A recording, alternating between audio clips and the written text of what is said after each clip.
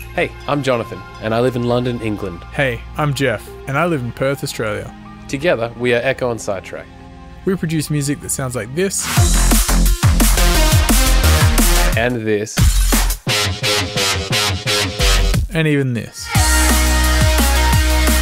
This podcast is about music, creativity, and everything in between the giant space that separates us. Welcome to A Band Apart with Ekko and Sidetrack. I had a mental dream last night. Go on. I had two mental dreams. The first one was just an insane experience. The second one was a bit more tragic. But I'll start with the first one. I was sitting in a bay of some kind. It was in Japan, and it feels like it was in the 40s at some time.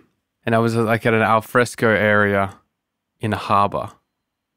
And I was on a small little island. It was like this restaurant was just on this island, and you walked over a little drawbridge, much like Elizabeth Quay.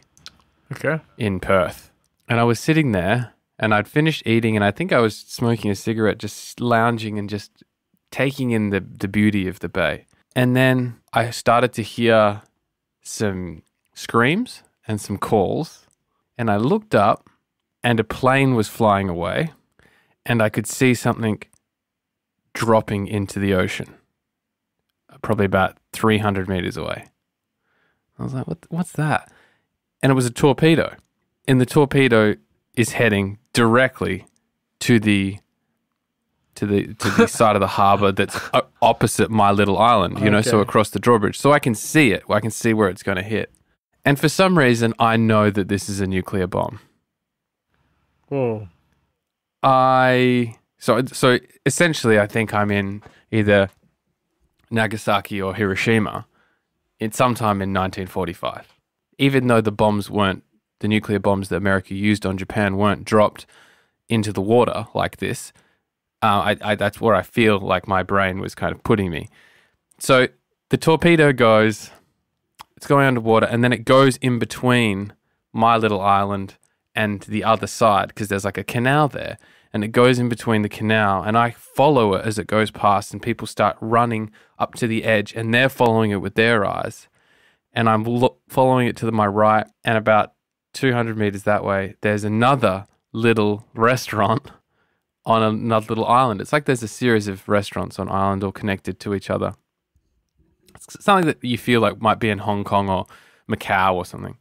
And then it hits, it explodes, powerful light is emitted, and it's suddenly like, instead of everyone dies instantly, it's like the energy emitted from the bomb is emitted in these waves and extremely slowly. So we get the initial whoosh of the air, knocks us down, and then we get insane heat. Everything goes orange. And then I basically see a wall of fire slowly coming towards us.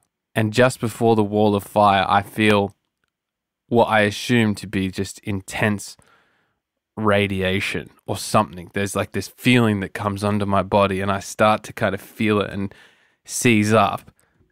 And just before the wall of fire, like I see the wall of fire hitting people in front of me, and just before it gets to me, I wake up. Fuck that. Did you wake up with the temperature? A slight temperature, yeah. But I sleep right next to my my boiler. Or not my boiler, I always forget the name of these things. The internal central heating things. Central heating. That's crazy. I get up and go to the toilet and go do a wee. It kind of reminded me of that scene in I think the Wolverine film. It was reminiscent of that a bit, where the nuclear bomb lands and Wolverine saves the Japanese guy.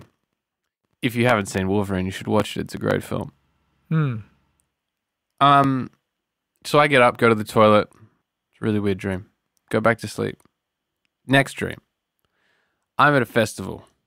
I feel like it's in either New Zealand or it's somewhere in Europe.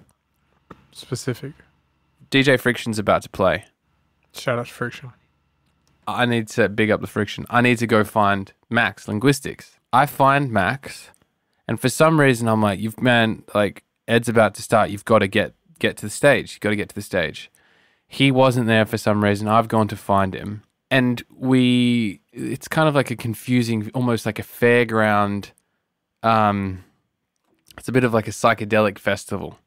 Almost in this, imagine like a fun mini golf course that has been blown up to actual size. So all the buildings look quite big and they're kind of on odd angles, and it's interesting. Okay. It's almost like an American school that's kind of been designed in a cool way. This is where the festival is. So I'm like, okay, we can cut through here. And it's like 2 double-decker school buses on top of each other that make this walkway thing. And we've got to climb up a regular ladder, up what is the equivalent of 4 stories. And we're going through the first story. And it's just like metal grating floor on the first one. And we keep going up on the second one. Is this to get to the stage? To get to the stage. No, but to get to like a walkway that will lead us to the stage. Okay. So Max is behind me and I'm above him. And I look behind and, we've both been drinking and I'm like, wow, this is actually pretty dangerous. So we're both climbing. I get out and, you're quite far up at that point. It's kind of uncomfortable. But we're still inside.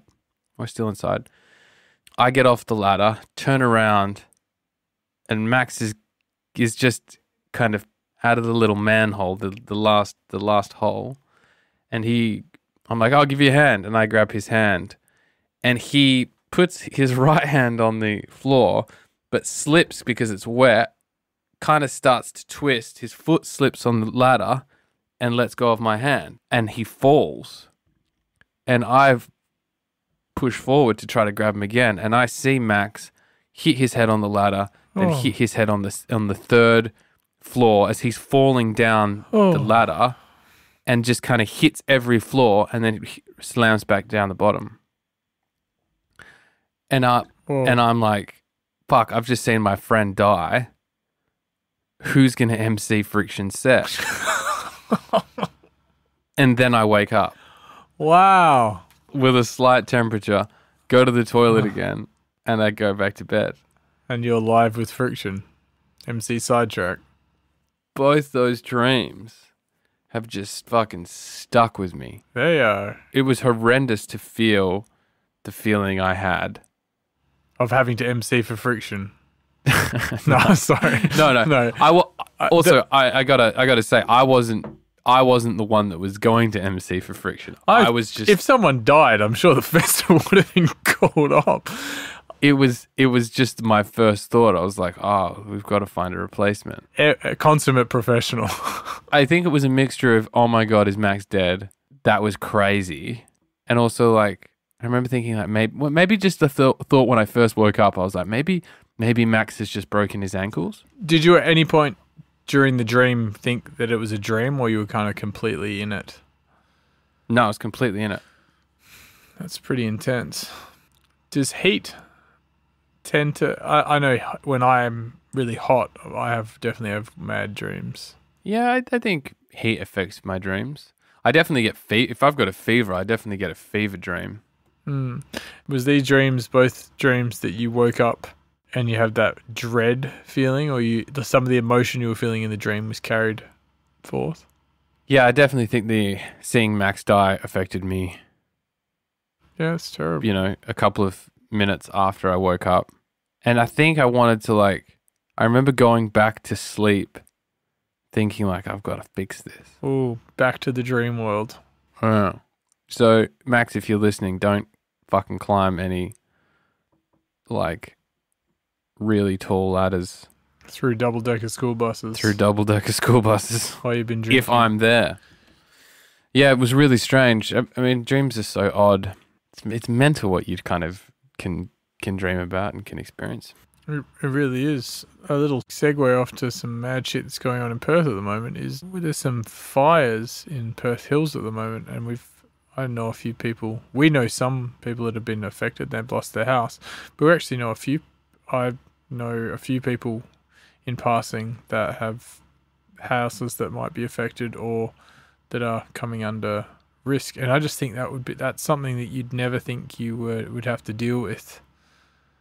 And then to have a fire rage through and just take everything. It's like, that seems like a dream or a nightmare to me. And like every other time there's been fires, I've been like, oh, it's devastating. But to know someone in it, I kind of can imagine in their shoes, and I've been to their house and stuff, and I'm like, whoa, that would be so terrible. I told my housemate that this was happening, and she was like, I can't even imagine, like, being from London in England, like, you can't even imagine a bushfire. Yeah. What that would be like, just because fires here don't happen. The only fires here that aren't natural. Then there's not really any natural disasters in the UK, essentially. They get floods and stuff like that, but oh yeah, like floods, but not really that like horrendous. Whereas in Australia, it's like, oh yeah, it's like bushfire season. We have a season for natural disasters. It's like tornado season in the middle of America. It's kind of insane. Yeah. I think, like, you know, reality has really sneaked in to everyone's life this last year, and I feel like it's only going to increase. And when I say reality, I mean, like, you know, we all know people who have lost loved ones, all know people that have been diagnosed with a terminal illness, or, you know, have lost something really life-changing has happened to them. But I think from a personal standpoint, I've been pretty lucky in terms of not being exposed to too much horror in my life, I guess, whether it be death of friends or family members or, I don't know, just mental life-changing shit. And I think it kind of, the whole COVID experience for everyone in the world has been one of those, like, like, this is it. Like, this is something you read about in history books kind of thing. This, like, this thing that changes instantly. And now with the fires going on and, you know, we know someone that's directly affected this time, it's like another taste of, like, no, this is like life fucking happens, man. And it's really intense. You know, it doesn't care about our plans. Life is indifferent to your personal or our communal wants and needs. It's just like, it happens. It just happens. It doesn't give a fuck about your plans. It just kind of happens. And that's really been highlighted over the past year, whether it be COVID or the first bushfires or anything. It's just kind of becoming more and more obvious to me. And that maybe that sounds like a bit of a naive thing that I'm realizing. But maybe that's what even the dreams meant. Maybe that's what witnessing the nuclear bomb go off meant. It's just their life is inevitable and things will happen. And all you can do is go through them to the best of your ability. Trying to hold on to the illusion of control is exhausting. And I suppose that's what some of the, like, Buddhist kind of thinking is. Life is suffering, but understanding that means that you don't suffer as much. Like, the bad news is that you're falling through space without a parachute. The good news is that there is no ground to hit. Yeah, that's a good thing. I think that could be Chogyam Trungpa Rinpoche. Also, everyone's in the same boat. Yeah, it's a big boat. It's not like some people have the parachute or some people know that there's not ground. Yeah, it's not like some people have a parachute and you don't. It's like everyone's experiencing the same thing, which is sadder because, well, it's sad in a way because we're all going through the same experience, yet we spend so much of our time focused on what is different between us all. Absolutely. And I think a real like you say, a reality check sounds like a very light-hearted way to say it, but to lose everything in a fire or to have something disastrous happen like that, it makes you just, like I was seeing some of the things that our friend had written on Instagram, and she was like, we're all safe though, and that's all that matters. And 3 days earlier, if you'd be like, you could think like, oh, I've got all these wants and needs and I need to do this and this, but in the end you just want to be alive. It's like all you want to do when you're sick is be healthy, but when you're healthy, you've got all these other ideas. Yeah, it's so true. When you're sick, you're like, I would do anything to be healthy. Yeah, I will never, man. When I was sick last year with COVID and with the throat infection, I remember thinking, like, making a deal with God almost, being like, if you just let me swallow without it being painful, because I didn't talk for a couple of days because it was so painful. Yeah. And I was so swollen and so congested, and I was just like, all I want to do is be able to fucking drink a glass of water. And I only had that for like 4 days, 5 days. But all I wanted in the world, like, fuck music, fuck everything, fuck anything. I'll give it all up right now to be able to swallow a glass of water properly. And then when it goes away, you're like, oh my God, thank you so much. And within a few hours, you're like, I think I need to buy a new iPhone because mine is like slightly jerky, or the camera quality isn't great when I do Instagram stories. And like, you're just swallowing whatever the fuck you want. Yeah, like you go back to just regular old living. And I guess that's also like you don't value stuff as much until it's gone. Like, and that really hits home when those things that you lose are more than just your ability to swallow for 3 days. It does become like you lose a parent or something like that. And interesting how those life things that happen to you can be more impactful than others. You know, and sometimes you need that lesson. And that's how you progress. You know, you learn to be a better son when you lose your parent, or you... But you can also try and learn from others. Like, you can see others and be like, I'm going to take some of that knowledge and, like, you know, monkey see, monkey do. You can try and learn so you don't have to feed yourself through the mincer. That's the ultimate trick. To learn that you get minced. Is to learn from other people's mistakes. Yes. It's very, very, very difficult to for a lot of people to do that. I mean, myself included. Look at smoking. Smoking is the best example. We know that smoking will kill you most of the time. It increases your chance of getting cancer and all-cause death by like ridiculous amounts. We all know this. Yet still, people smoke. It won't happen to me. People can justify it. Like it's so. Really, if we all just had that imprinted, think how quick the human race would evolve if we had these, like, inbuilt into us, the innate ability to just see a mistake and remedy it within ourselves. And just learn, you only have to do it once? Essentially. Once or maybe twice. But it was just like, you know, back in the day when we were just monkeys, I'm sure, like, I wonder how long it took a band of monkeys to walk through a river that was like running quite fast, and how many monkeys had to be swept up and died before one of them was like, I think we should walk around for a bridge. I can't imagine it was like 100 years. No, I imagine they'd look for a quieter spot on the river, or they'd do the monkey grip with each other and something like pull each other across.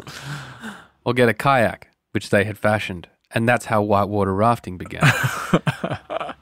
But, like, if you think about that analogy in smoking, like, there's a line of monkeys lining up at that river just being like, I think I'm going to try this thing. And someone's literally standing there being like, hi, I'm a river expert. This river's too dangerous to cross. This is going to kill you. And they're like, no, you're a liar. I reckon I can do it because I know someone that nearly got to the end of the river, but then he died. So I'm I'm going to try to get to the other side. Like it seems crazy that we don't learn from our mistakes. But I think when it's in the micro, you can learn from it.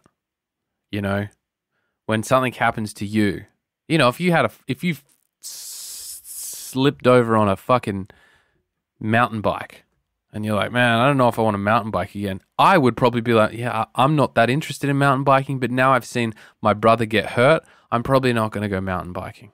But when it's a big thing, like on a world stage, it seems that humans just keep repeating the same mistakes over and over again and not really changing that quick at all. It's like the evolution curve just gets exceptionally steep when it gets too big.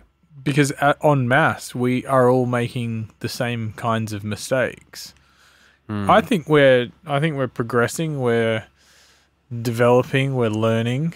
The problem is there's so many of us, and I think some of the systems that we have in place are bad systems to start with. But we think like slightly modifying the system is the way to like fix what's going on. But really, we need to just like completely change it. Like I was thinking recently, when I eventually have children, I hope that the schooling system has changed from when I went to school. And by changed, I mean not just improved technology or improved the things you learn. I hope the systems they're using to learn are just like way better. Like I hope it's not the same like rote learning. Like when I say banana, you tell me banana, and then we'll all write banana on Friday. Yeah. Like, because if it is, I'm going to have to find a different place to send my child to go to school, because that's a system that's been the same forever. And I think the thing is that like as money leads technology and change, I think there's more innovation in those areas. Like imagine saying 30 years, like there'll be private space flights, and people are like, yeah, they will in the future, but I've got no idea how that happens. NASA's the only one that goes to space. And now you've got multiple companies doing all sorts of things, and worldwide as well. But you know, that brings more problems. And I'm getting lost in what I was saying, but I suppose what I'm saying is I hope go to space. I want a space school. I hope the systems that are being developed get better in time. And I also have faith in humanity that we are changing incrementally and also with a positive trend. I completely agree. Think of all the awareness going on in the last 5 years about single-use plastics and all this kind of stuff. And yeah, it's like it's a slow ship to turn around, but the fact that it's turning is a real positive. And maybe this kind of thing will mean more turning. Maybe COVID will lead to more change. I think I agree. I generally have a positive outlook on life. I don't have a general positive outlook on life. But when it comes to, no, I do. When it comes to the future, because I see us moving, I see a lot of the conflict in the world coming from people wanting to evolve and people wanting to hold on to the old ways of things, and the resistance that kind of combativeness brings. The friction. That friction. Shout out to DJ Friction. You can, yeah, this is basically like an advert for DJ Friction. I can, we can see it happening in so many ways. Like you look at the Black Lives Matter movement, you look at the trans movement, you look at people becoming more, I guess, having socialist ideas. I know socialism is such a scary word to some people, but like basically those ideas are just caring more about the forgotten people in our community. Everyone deserves a go, kind of thing. And yeah, everyone deserves a go. Giving more people a chance, giving wealth equality, all these things all these movements, if you will, we're seeing are all kind of positive. They're all because someone said, "Hey, this is unfair. I want to try to level the playing field to some extent."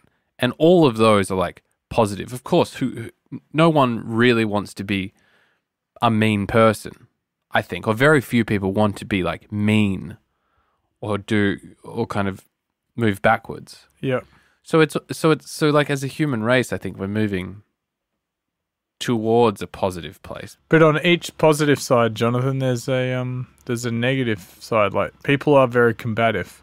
But I think that combativeness also comes from like boredom.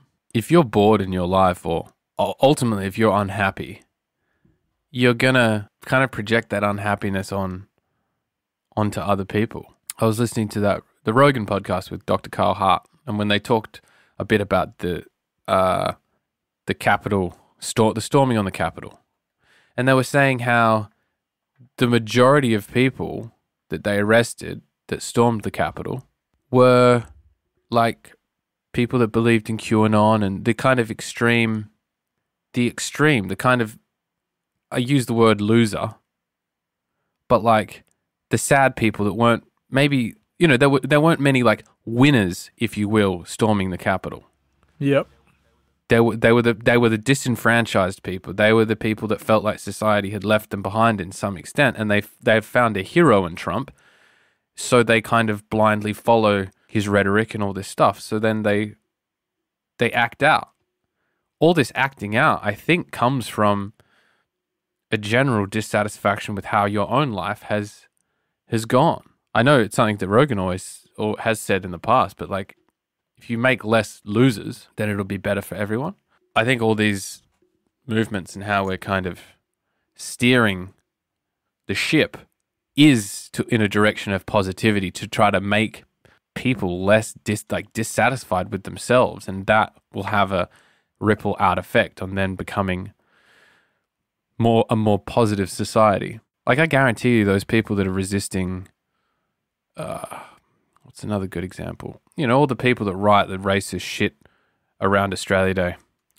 I saw a couple of people post things about Invasion Day and some facts about the Indigenous history in Australia. And I saw a couple of people write on that, like, "Oh, you're bloody un-Australian," blah, blah, blah, like complaining, saying that they're being anti-racist, or, just being generally combative and that kind of stuff. And I guarantee you that the people writing that kind of racist rhetoric are not happy with themselves. This is a generalization. I'm sure there are some people that are completely happy with themselves that are writing that stuff. But and they're just fuckwits. Yeah, and they are genuinely fuckwits. But I believe that the majority of people are just fucking sad and unhappy, and so they lash out. Yeah, that's how they get their kicks. Yeah, because the internet is a great place to lash out at people and say something punchy and say "fuck you" to someone fairly anonymously and get away with it and make yourself feel better. But really, you regret eating fucking 20 years worth of junk food because now you're an overweight person who has a job they hate and is 40.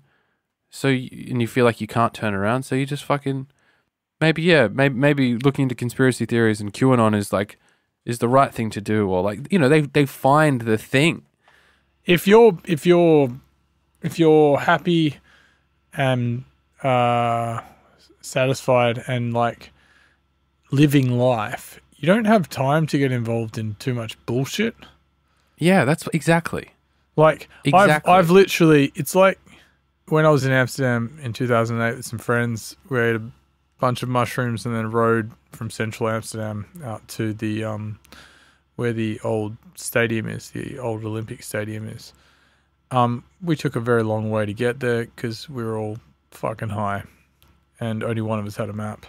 But I remember riding along as my shrooms kicked in and just being like, this is amazing, but I can handle it at this speed.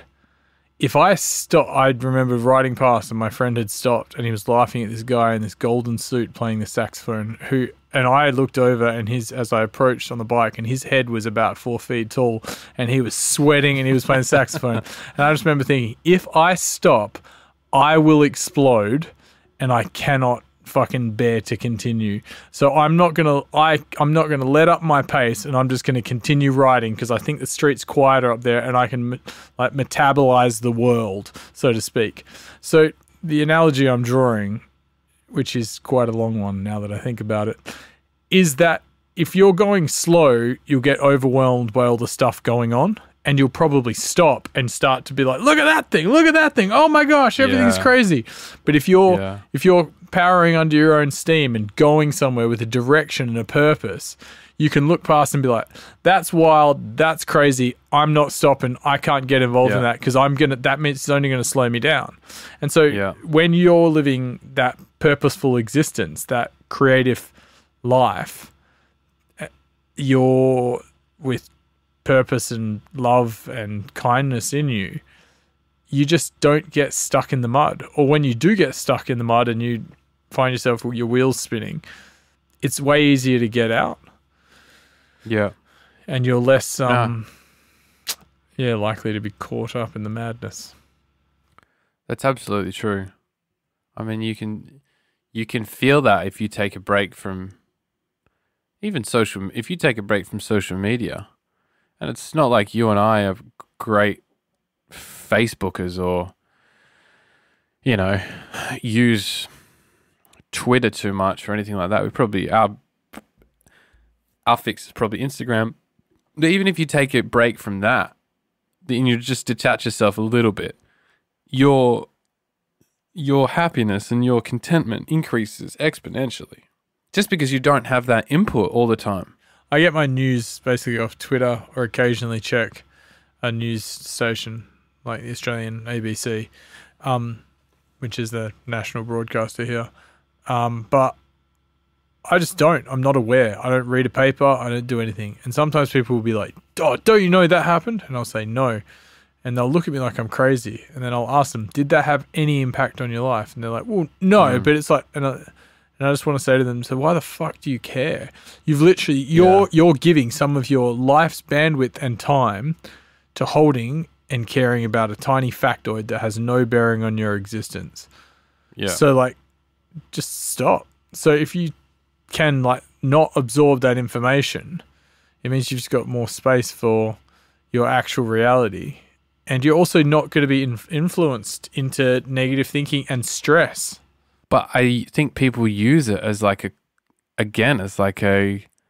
form of procrastination.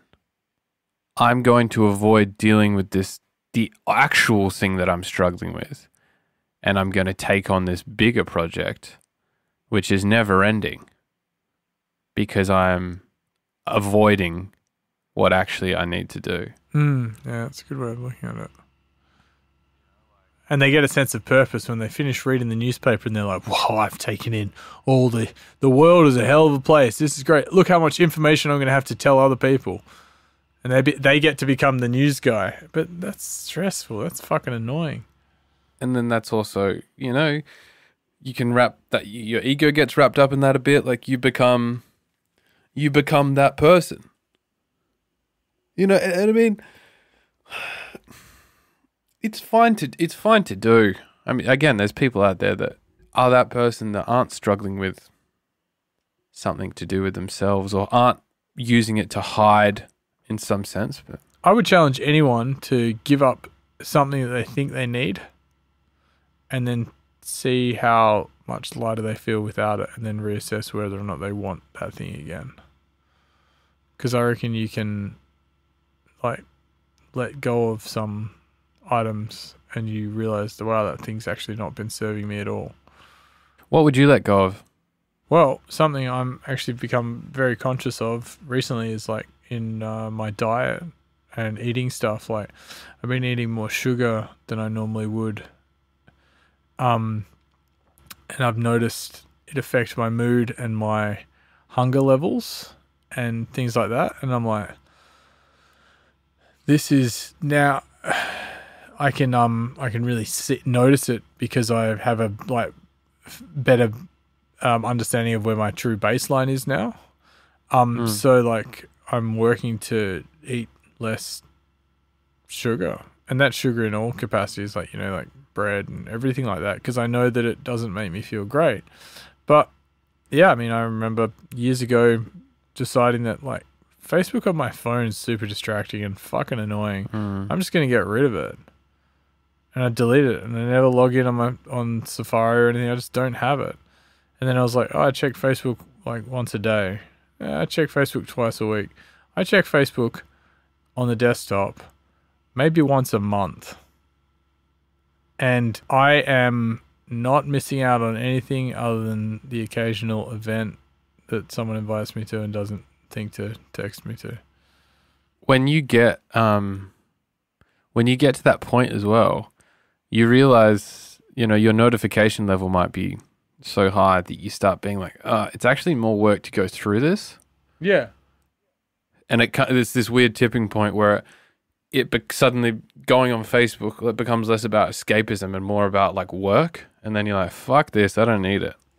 Also, man, you go on Facebook for like a minute because you need to find something.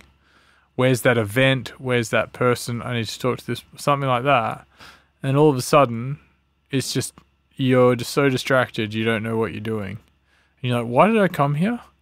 Oh, damn it. Yeah. But giving up something that you think you need, I don't know. I always just think about the people's obsession with knowing other people's business as far as the news and stuff goes is crazy. Like you've been tricked to think that you have a bearing on it. It's good to stay abreast of some information, and the big stuff will filter down to me. For example, Perth has just gone into a lockdown that requires you to always wear a mask when you're outside, and essential travel only, and all sorts of things. It's our harshest lockdown we've ever had in WA, I think, because we've recently got one case of COVID in our community, so we're trying to like lock it down and really, because we haven't had any cases for 10 months, and I was, looking at the live press conference because I wanted to know what this thing was happening, because I was interested in it, and I was like, this is going to impact my day-to-day life. Otherwise, I don't really care. I couldn't tell you what else is going on in the news cycle or the world, because I've got enough things I want to focus on in my world, let alone trying to get involved in someone else's business. Yeah, I 100% agree. I don't have I just don't have the emotional bandwidth for it, to be honest. Yeah, it's true. Like, I'm already working so hard to not stay in my head all the time that, fucking news or some dickhead you went to schools with gender reveal party. I don't care. Like I just don't. Got other things to do. I used to be more about like pretending that I did care. I'm really trying to kind of kill this people pleaser side of me. And I've been taking this approach with I always forget this woman's name. I need to commit it to memory. Who's the woman who she's the Japanese woman, Marie Kondo? Marie Kondo. Who says goodbye to clothes? Yes. And I've been trying to take her tactic of letting go of things with friends, and I've only been doing it on Facebook. It's not like I'm saying goodbye to heaps of friends, but just, whenever I do go on there, if I scroll down a couple times, I look at some of the stuff and see who's in my timeline, just like unfriend, unfollow. I thank you. What we had was fine. Like, I unfollowed someone yesterday who I met in a nightclub when I was filming for Habitat in 2011. I met them once. We had a great conversation, and we talked about meeting up again and going to like a bush doof or something like that. And now they've gone on to they just got a new job at fucking Watercorp or something like that. And I'm like, why the fuck am I privy to this person's life? This seems stupid. Like this little slither, this person is taking a slither of my bandwidth. You've only got so many fucks to give, John. Exactly. I've only got so many to give. And the ones I do, I want to keep them for myself and the people that I actually care for. So, like, what the fuck? So I'm kind of culling. Whenever I go on Facebook these days, I'm culling things. Hey, I got to answer this phone call because it's my doctor. So just hold tight. For the ladies and gentlemen at home, I just had a doctor's appointment on the phone. That's how doctor's appointments are done these days, Jeff. You work with the doctor and help diagnose yourself. That's crazy. Yeah. That's the second phone doctor conversation I've had. The first one I had when I got the throat infection in March. And he was like, so tell me the symptoms. And I was telling him, I was like, my glands are swollen. This usually happens when I've got tonsillitis or a throat infection. And I believe that's what it is.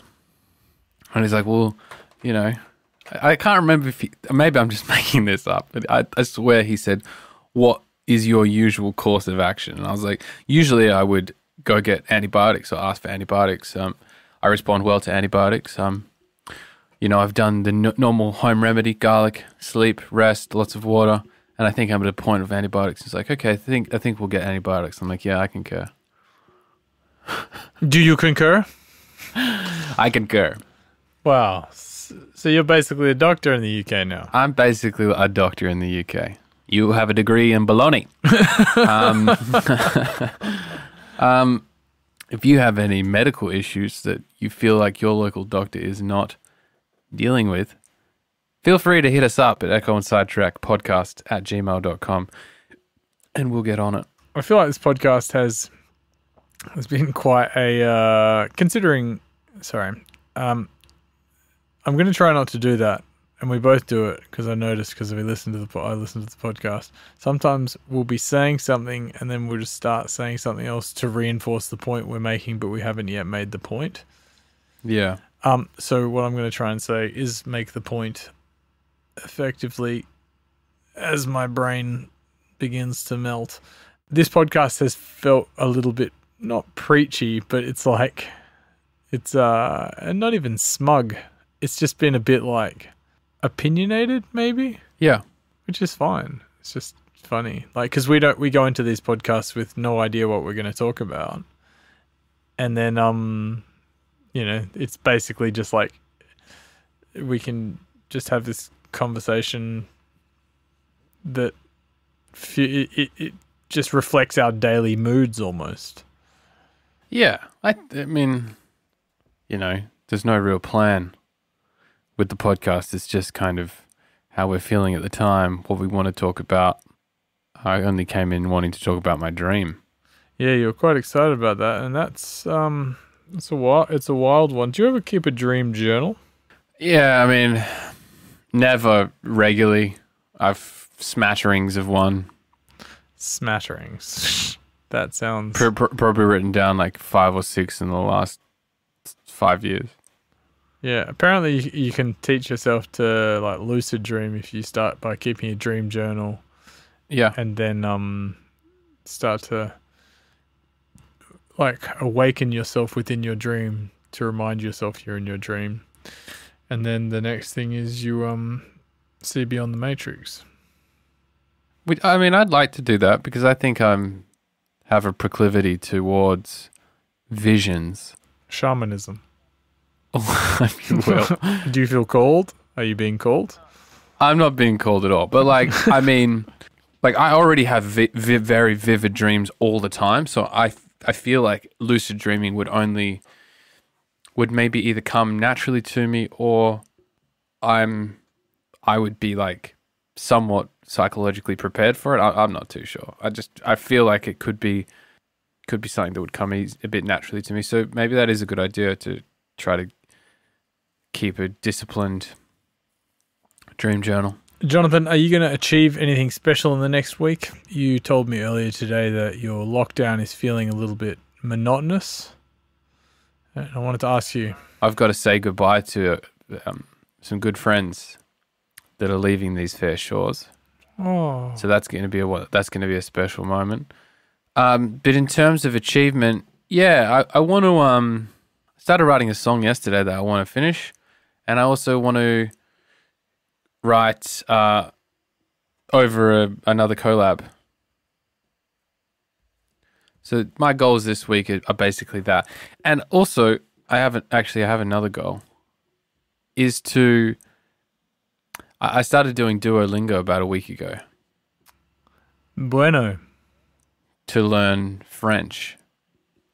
And I got a little goal to progress to the next level, which means I've got to get a certain amount of XP points, which means I've got to do about 20 to 30 minutes a day to make sure I get above bronze, which is, I mean, it's the great thing about Duolingo that it kind of incentivizes you to practice. And you have done French classes before. Yeah. Oui.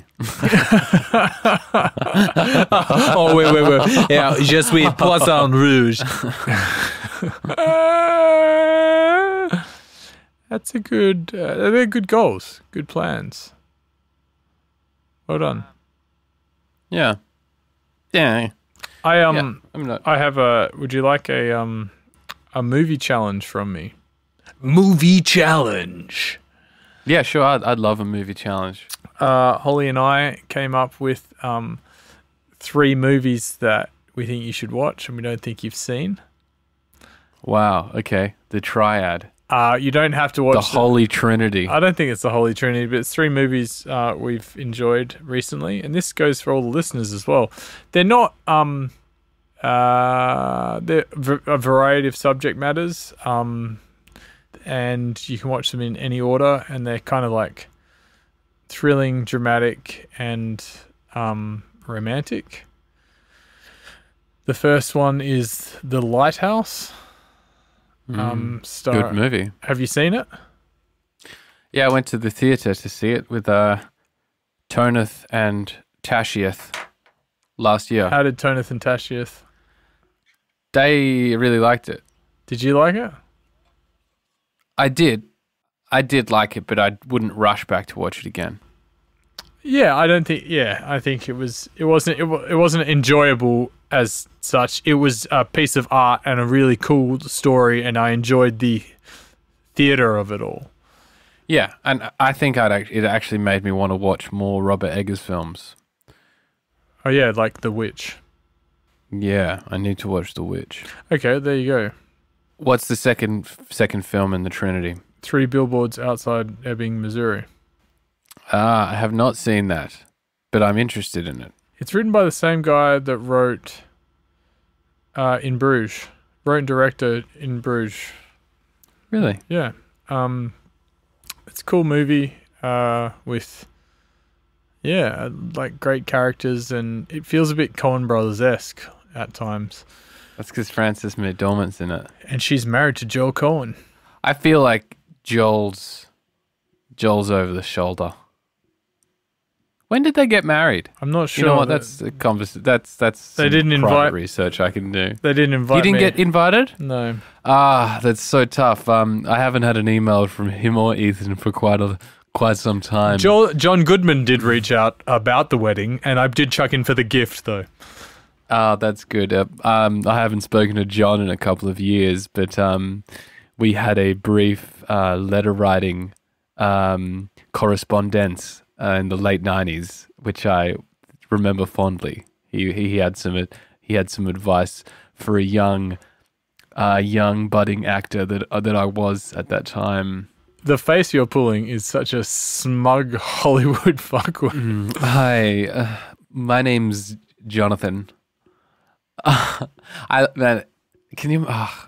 Do you want the third? Being around someone, I can't, and I shan't be doing a podcast with him if he continues. Okay. Yes. What's the third film? Call Me by Your Name. I've never seen Call Me by Your Name, but great reviews. I liked the trailer. Looks like a beautiful film. It's a beautiful movie set in Italy in the early 80s, and it's a lovely world to get involved in, and it's a beautiful story. I'm quite a big fan of Armie Hammer and Timothy. Fuck, his last name's not Oliphant, which is what I want to say, but Timothy, the kid that's is in June as well. Oh yeah. Yeah, oh man, that kid's a G. I read up some stuff about him. He learnt the piano for the movie. And he speaks French, and he's quite the cosmopolitan gentleman. But yeah, it's a beautiful movie that Holly put me onto. I'd never seen it, and it's great. But yeah, there's some homework for you, some things to go and check out. And I will watch one of those films before our next podcast. Nice. Also, Call Me by Your Name has a dope soundtrack as well. Okay, sick. Well, have I got a movie suggestion for you? I don't know. Do you? Oh yeah, it's not a movie that I've seen, but this is a good one for you and Holly. I've been listening to the Roger Deakins podcast a lot lately, which is Roger Deakins is a Oscar-winning cinematographer, and he does a podcast with his wife James, where they interview people they've worked with, talk about their process, their creative process. They talk about cinematography. Some episodes are more technical based about lighting and framing and blocking and practical things that I'm interested in because I'm interested in filmmaking. So if anyone else is interested in the technical aspect of filmmaking, I would highly suggest it. But they also just talk about creativity, and they talk to people they've worked with. And they had one with Denis Villeneuve, who obviously has worked with Roger on Prisoner, Sicario, Blade Runner 2049. And they were talking about his earlier films. So Prisoner was his first English film. And he also made The Arrival. Ooh, love that movie. Which I've seen. I watched Prisoner last year, and I've seen or really liked all his other ones. But I hadn't heard of Incendies and Politic. Politic is his... Polytechnique, is a film about the first school shooting in Canada. I think in the 80s, maybe, or the early 90s. Wow. And then Incendies is about two sisters in the Middle East, I think. Either way, I want to watch those films. So my challenge to you and Holly is to watch either Incendies or Polytechnique. Okay. Sold. In the next week. Bang. Because it was really interesting hearing just how he talked, just hearing him talk about it, and why. I think one of the reasons Roger wanted to work with him on Prisoner was because of Incendies. So it's quite interesting. Okay, beautiful. Thank you for the homework. I hope your week is fruitful, and I look forward to kicking some of those goals with you, Jonathan. Thanks, buddy. Thank you for talking to me as always. Really enjoyed this conversation. Stay safe in your lockdown, and I hope that it ends in 4 days and everything's back to normal in Perth. Yeah, my hope is that this is a implementation of a system that can lead to the whole of Australia opening up and getting a protocol nationwide for what happens when we do have a breakout, which will allow for travel and better connectivity between the states. That may be the best stringing of words I've had together this whole podcast. So I have blacked out, and if you'll excuse me, I have to leave. I love you. I love you too, buddy. Thanks for listening to this week's podcast. Make sure you subscribe to us on your podcast app and keep up to date with all new episodes. They're going to be coming out once a week. We are Ekko and Sidetrack on Facebook and Instagram. On Twitter, we are Ekko Sidetrack. Go listen to our music on Spotify, Apple Music, Tidal, YouTube, or wherever your ears consume happiness. Lots of love, people.